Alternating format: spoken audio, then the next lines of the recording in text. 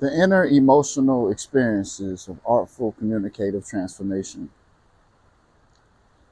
Speaking into our subconscious mind and inner dialogue is very important.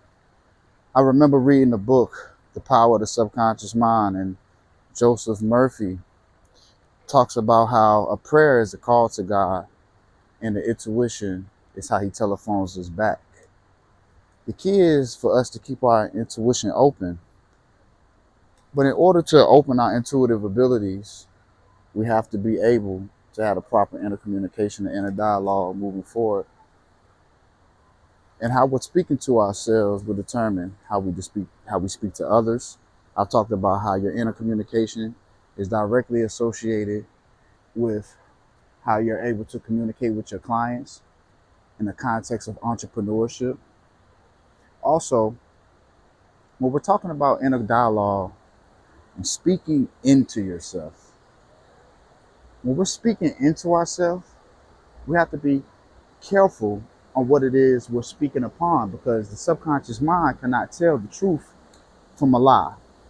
It simply takes the data down, and that data that you take down will play out into your behaviors, actions, principles, beliefs, all of these things that will ultimately give you a reality of what your self-image is as you're creating what it is your subconscious mind is collecting. There's a lot of different ways you can go about auto-suggestion, and there's a lot of different ways you can go about inner dialogue. But what I wanted to target today was speaking into your subconscious mind, impressing yourself. That way your inner communication becomes autotelic. And what do I mean by that? I mean, by way of how we're communicating with ourselves should be in a way of giving ourselves grace, or knowing when to challenge ourselves when it's time to step it up a notch. I like to use the term living at the summit, challenging yourself to new levels so you can prove to yourself that you are ready for the next level. Whatever that level is for you, it's for you to determine. One of these ways that I found of opening up new worlds, and inner dialogue with myself is through literature and reading. The more I read, the more worlds opened up. Now, there's a lot of worlds within the world that we're living in. I mean, we have a whole world of the adrenal cortex world. We got a enteric nervous system world. We got a gut flora world. We got a neural activity world. We have a renal system world on a biochemical level. All these worlds within the world, the macro world that we're looking at in this reality, which is a total illusion, as we talked about before. But we have to understand that we're creating it through our subconscious mind, our higher mind, going out creating these alternate realities before us. So when we're speaking into ourselves, we're creating new worlds. Now, all those biochemical worlds that I named goes into the emotional state that we're in while we're having this inner communication, because it should be an elevated emotional state. If we're speaking into ourselves properly, I know we can do it. Nothing could be against you. You have an undeniable way of income. You have an undeniable way of connecting with people. One of the main things that I was struggling with and still do is sometimes losing job opportunities, part-time job opportunities, alongside building my entrepreneurship in my company. So sometimes I might have a part-time gig or a contract gig, and some of them might fall through. Instead of getting worried, instead of getting concerned about that contract or that job falling through, what I should do is focus on becoming the job. Now, speaking into myself about becoming the job would mean I am capable of creating the systems. I've created the system. I am capable of creating a service and perfecting a service. I've done that. Let's focus on how I perfected that and how I can make that more convenient for those who are interested in that. Because just like I can get a job, I can also become one. Just like how you can get a job, you can also become a job. So the key is for us to speak into ourselves properly when we're having inner dialogue and inner communication, so we can open up these new worlds and learn how to create opportunities and not sit and wait for them. Why wait for opportunity when you can create one? It's an amazing thing, the power that we have to be able to do this. The more I started tapping into the way that I talk to myself about doing this, is the more, how y'all doing? Is the more I was able to control the reality that I'm seeing play out through these lenses. Because the more that I spoke into myself on my inner dialogue, the more opportunities I created, the more I understood on a biochemical level the worlds that was happening and the quantum phenomena that was happening within me, the neurochemical activity that was going on within me to give me a serotonin boost, an oxytocin boost of love, self-love, the love that I was receiving from my companion, being able to use that as a muse. I like to call this quantum alchemy, because we're speaking into ourselves, we're literally speaking into ourselves. DNA rejuvenation is real.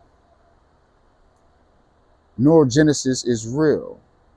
So when we're speaking into ourselves, the inner communication is there. So the communication is getting into our cellular structure, which is rejuvenating our DNA. The nuclei part of the cell, which holds the DNA, is being regenerated.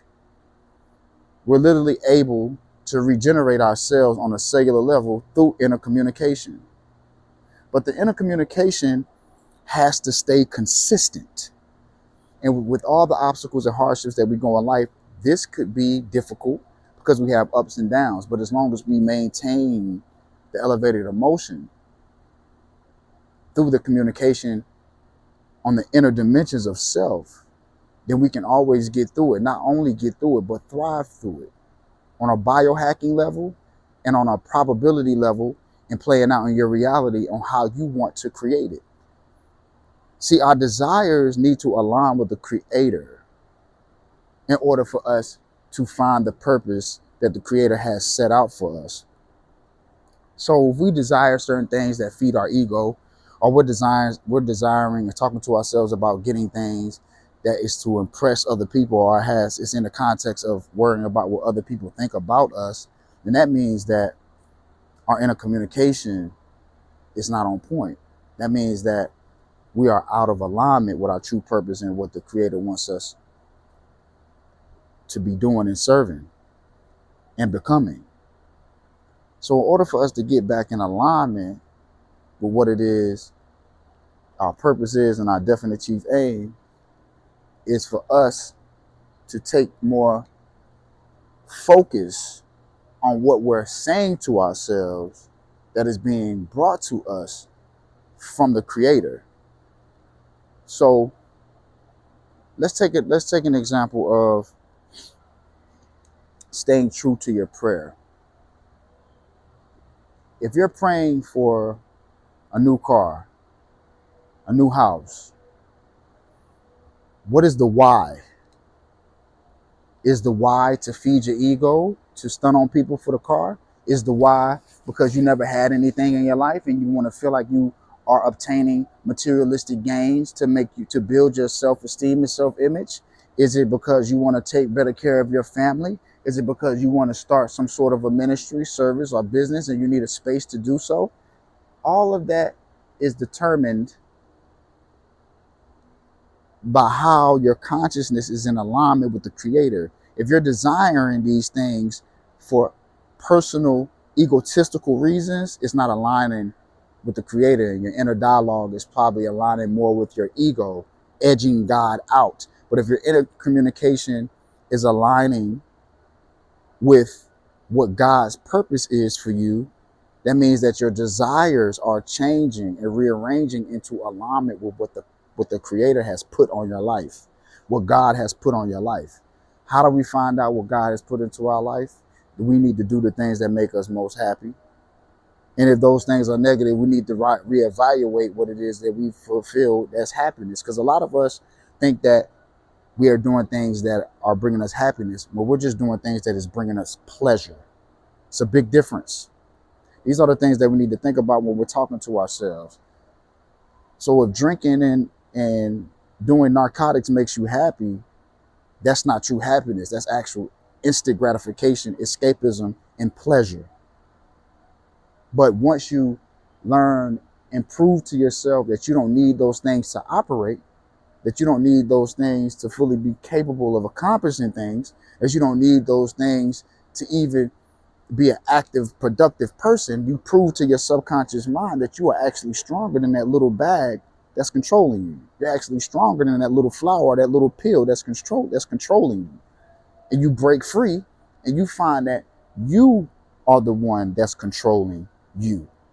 And the creator within you is guiding you through the inner communication that you're talking with yourself on the level of the what communication of you're talking to yourself on your inner communication and dialogue. So the self-talk is the wealth talk if we're talking about certain things like that. But staying true to your prayer, you have to make sure you're staying in alignment with what the creator has for your life. So your desires will change and be more in alignment and associated with what God wants you to do. Start off with small tasks, get those accomplished, reprogramming your subconscious mind, imprint good things on your subconscious mind. Prove to yourself that you are that worthy mental image that you have been creating. Get away from the escapism and distractions. Moderate those things so you can use them to your advantage and not use them for a crutch of distraction or escapism. Use them to stimulate your neural activity, not decimate your neural activity. You know what I'm saying? Stay true to your prayer. Speak into your subconscious mind. Clean up your inner dialogue. The self-talk is the wealth talk. Peace and wellness to the family.